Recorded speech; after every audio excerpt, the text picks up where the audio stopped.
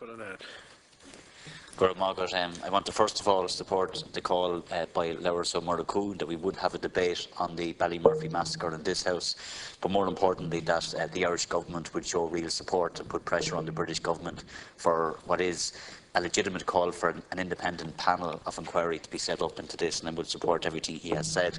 But I also want to raise the issue of the fiasco now that is Irish water, and it's just something that's not going to go away for this government unless they put their hands up and admit that they've made a monumental mistake. It's a massive policy failure. 3 times you've had to come back into this House with amendment bills in relation to water charges. You're planning to bring 2 bills before this House this week and next, which essentially allows this government to give more power to Irish water through the courts to take money from people's salaries and pockets, which is actually unprecedented in terms of what this government is trying to do. And now the reality of why that's the case has been exposed, because the vast majority of citizens have not paid their water charges.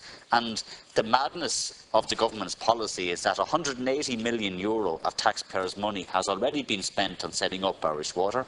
We know tens of millions euro of that was squandered and wasted on consultants. We know there was huge controversy over the setting up of Irish water. Huge amounts of taxpayers' money wasted.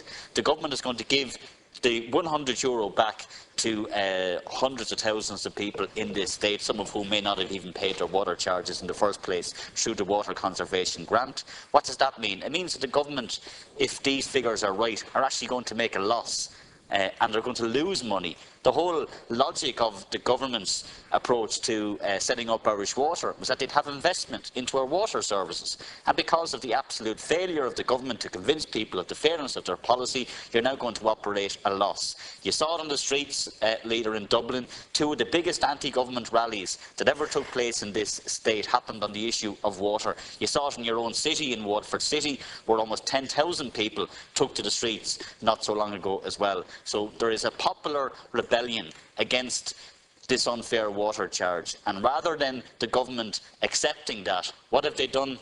They're trying to railroad through 2 pieces of legislation which forces on citizens charges which people simply cannot afford to pay or do not want to pay, and that's the reality. So go back to the drawing board on this one. You've been warned time and again by the opposition, you're not listening, and you've got your answer from citizens who have not paid their water charges, and as one of those citizens I will continue not to pay this government's unfair water charges.